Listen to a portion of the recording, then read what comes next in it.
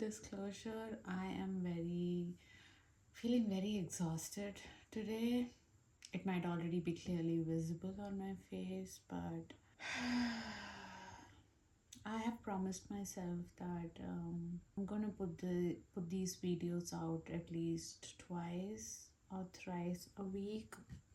The idea behind this is to find my own language of telling my story. And it's important for each one of us to tell our stories, no matter the gender or sex. But then at this point in my life, I'm specifically interested in the experiences of women who live in the land and country we call India, women of different ages, class, caste, creed. What I want to explore today is the idea of a rebel.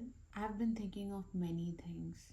One that kept coming back, or I felt it really strongly to kind of dig into more, was this idea of being a rebel because you are denied something and you can't stand the fact that you've been denied that. Like growing up hearing that, okay, these are something only men do. Only men can like freely go out in the streets. Only men can enjoy what I saw as like independence, that freedom. Only men can go to these certain places. Only men can like smoke and drink, which was ridiculous. I mean, if you tell me that now, I'll be like, be my guest, do that filthy thing or whatever that is you want to do. I'm not interested. But then when I was younger, all these spaces that were segregated as only for men, only men can go on a trip to these remote places and such things. You know what I'm talking about. And I feel like it's not just me, a lot of young girls and women fall into that trap, even professionally, right? This conversation idea and discourse around women trying to be men, women excelling in men's world, women excelling in a man's world is because she is adopting, she's doing what men can do.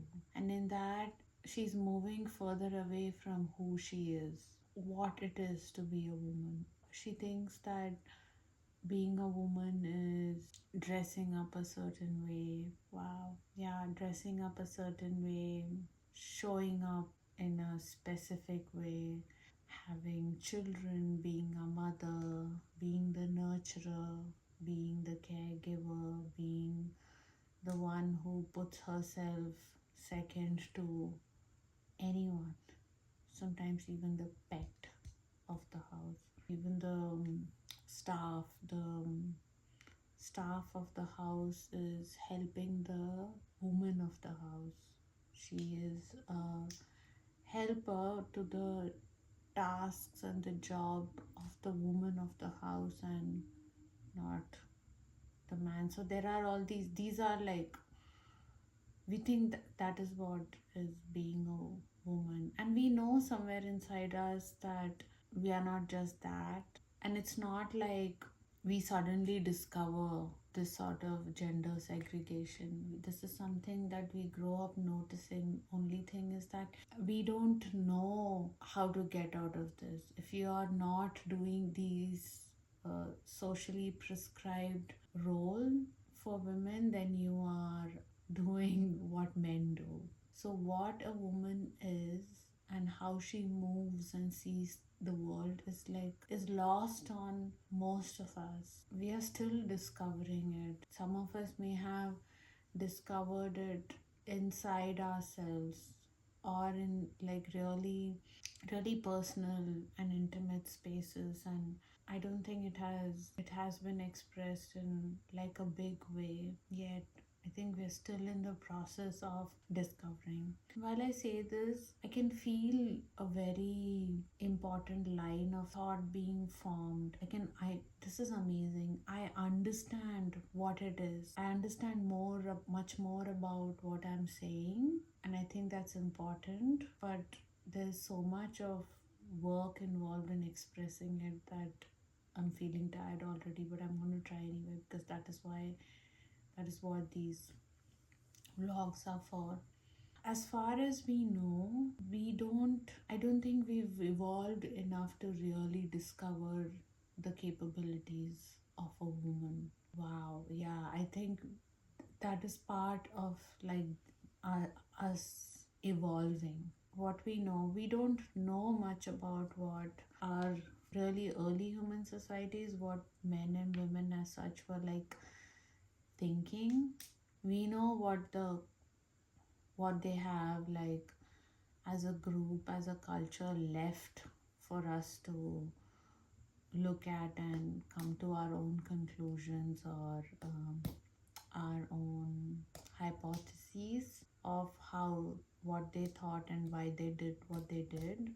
So looking back from what we know and how we see things, I feel like the understanding is that women have never been considered equal to men and they've never had that power.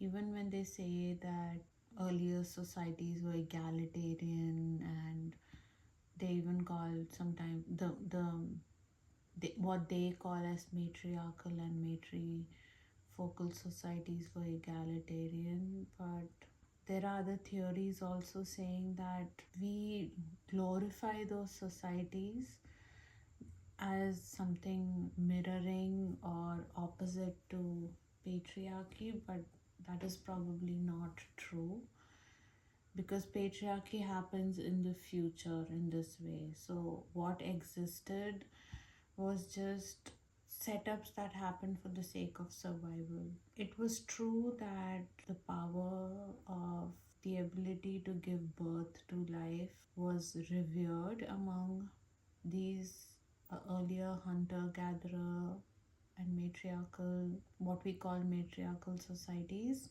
But that doesn't mean that women had power, autonomy, the power to take decisions. That ability being revered is not the same as the women being revered. It was important that the woman and the child survive in an age where mortality rate was probably high, and also the maximum age up to which humans then lived was, I'm not sure of the exact number, but it was in the 30s. And for tribes or groups and communities to survive, you needed more people.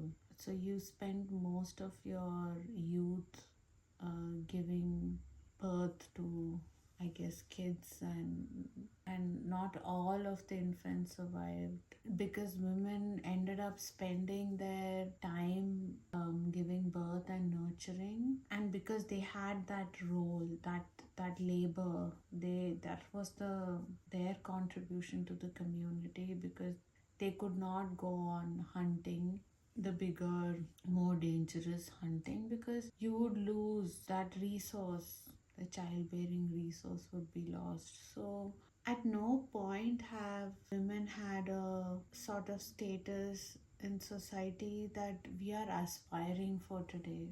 So I guess I would kind of close today's sharing by saying that like we've been looking into the past for answers, while you look at the past for information, but the answer of having more power, autonomy, freedom, agency, what that looks like for a woman actually lies in the future because it's yet to come.